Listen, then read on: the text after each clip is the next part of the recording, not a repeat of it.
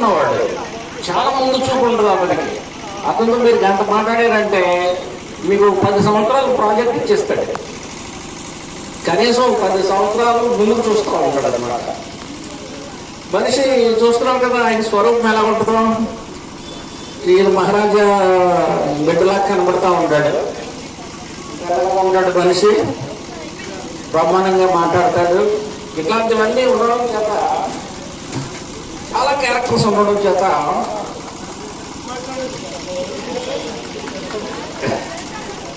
కారణం చేత ఆయన ఎక్కడైనా లీడర్. అయితే ఇది అందరూ భరించలేదు, ఇది గమనించాలి. ఇది ఎక్కడికి వెళ్ళినా వాడెవడో ఒక లీడర్ ఉంటాడు కదా, వాడి కింద ఇది పనిచేయాలని ఆడు కోరుకుంటాడు. కానీ నడుస్తుంటే ఎవరు కనపడతారు? చిట్టిబాబు కనపడతారు. చిట్టిబాబు కనపడితే మరి ఆడి పరిస్థితి ఏంటి? వాడెవడో లీడర్ ఉంటాడు కదా, వాడి పరిస్థితి ఏంటి? అందుకని వాళ్ళు జీర్ణించుకోలేక చిట్టిబాబుని ఎదగనే ఉండలేదు. ఇది అసలైన రహస్యం. చిట్టిబాబు ఉంటే క్వాలిటీస్ని బట్టి ఆయన లీడర్గా ఉంటావు. నువ్వు ఎవడు లీడర్ కింద వెళ్ళొద్దు, నువ్వే లీడర్వే. అది అసలైన అటువంటి విషయం అన్నమాట. ఎందుకంటే చాలా చోట్ల చాలా మందితో పనిచేశాడు, కానీ ఎవరు కూడా విమర్శించుకోలేకపోయాడు. ఆయన టాలెంట్ని వాడుకోలేకపోయాడు. నాకు తెలుసు ఆయన టాలెంట్ ఏంటో, ఎందుకంటే మేము తెలుసుకున్నాం కాబట్టి. ఇక ఇంకొక మాట, నేను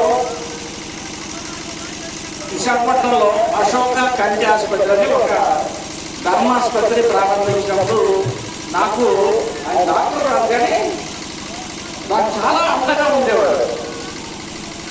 ఎందుకంటే నేను ఆపరేషన్ చేస్తే ఆపరేషన్ జరుగుతుంటే బయట ఏం జరుగుతుందో నాకు తెలియదు కదా.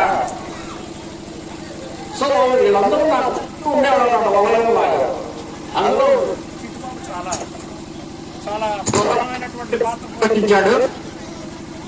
అందుకు ఆయన గురించి నేను రాసిన పుస్తకాలలో ఇంచుమించు ప్రతి చోట చిట్టిబాబు గురించి రాస్తాను, రాశాను. ఎందుకంటే చాలా గొప్ప నాయకుడు. లేకుంటే ఇప్పుడు ఈ కొండ ఏంటి, ఈ కొండ ఏంటి, ఇది ఎలాగా ఆలోచన వచ్చింది?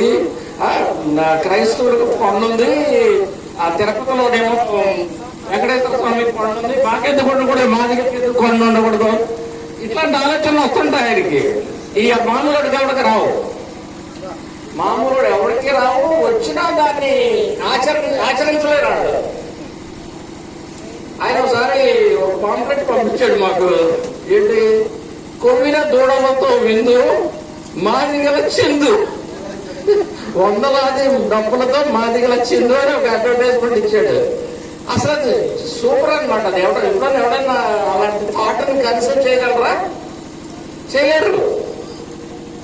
సో అంత మంచి లీడర్షిప్ చేస్తున్న చిట్టిబాబు గారు, చిట్టిబాబు వాళ్ళ అమ్మాయి చెప్తాను. చిన్నప్పుడు ఎలిమెంటరీ స్కూల్లో జాయిన్ అయినప్పుడు, పాప మీ నాన్నగారి పేరేంటమ్మా అంటే చిట్టిబాబు మాదిగారు అని చెప్పిందంట.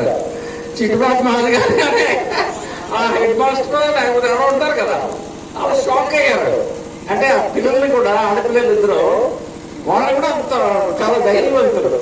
ఆ పెద్ద పాప ఢిల్లీలో జవహర్లాల్ నెహ్రూ యూనివర్సిటీలో చదివింది. ఆమె కూడా చాలా తెలుగులో ఉంది, చాలా ధైర్యంగా ఉంటుంది. సరే, మీరందరూ ఆయనకి సహకరిస్తున్నందుకు పేరు పేరున మీ అందరిని అభినందిస్తున్నాను. ఇంకా బలపరచాలి. ఇంకా మన కృపాకర్ మాదిరి గారు చెప్పినట్టుగా చాలా విషయాలు అది కూడా దృష్టిలో పెట్టుకొని ఆయన సపోర్ట్ మీరు ఇస్తే, మనందరం కల్పిస్తే ఇంకా మంచి భవిష్యత్తు ఉంటుంది కమ్యూనిటీకి అనేది ఒక పాయింట్. ఇకపోతే కృపాకర్ మాదిరి గారి గురించి కూడా చెప్తాను, ఎందుకంటే ఇద్దరితో బాగా క్లోజ్గా చాలా కాలం పనిచేశాను కాబట్టి.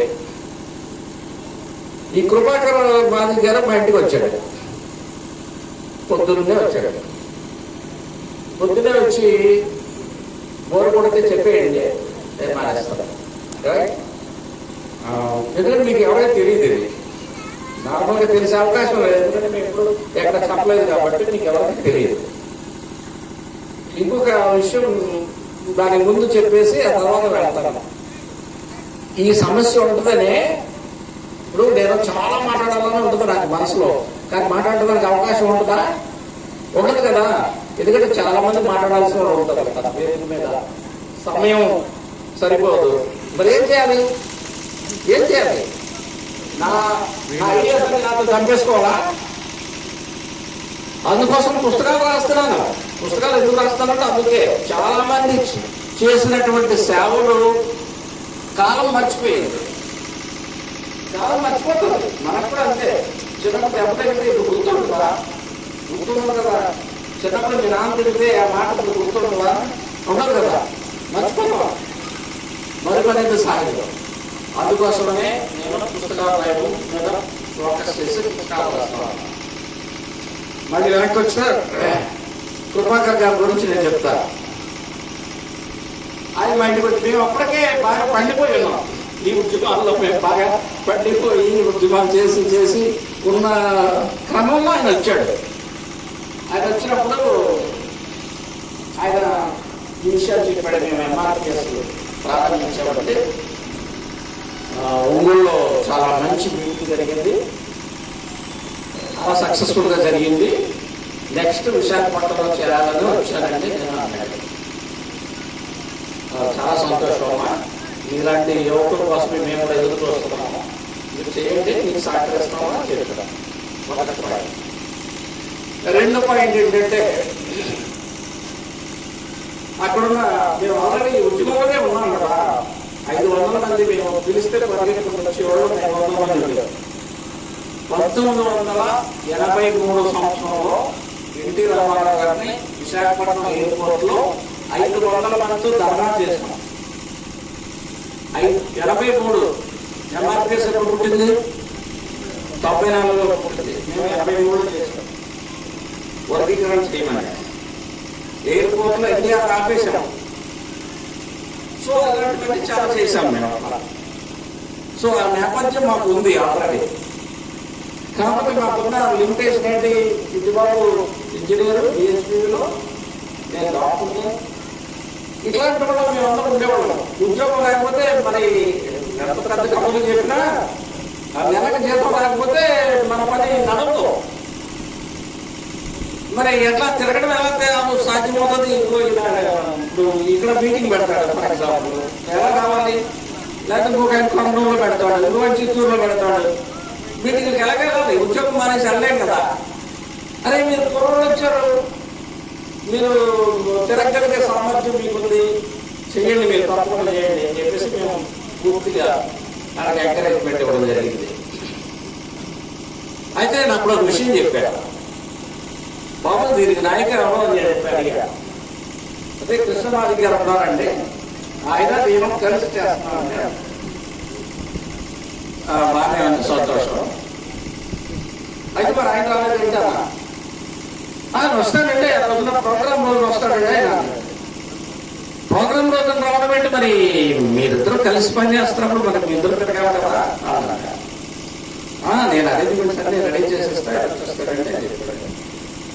అయితే నేను చెప్పాను, ఆ రోజు చెప్పాను ఆయనకి, అయితే నువ్వు కనిపించవయ్యా,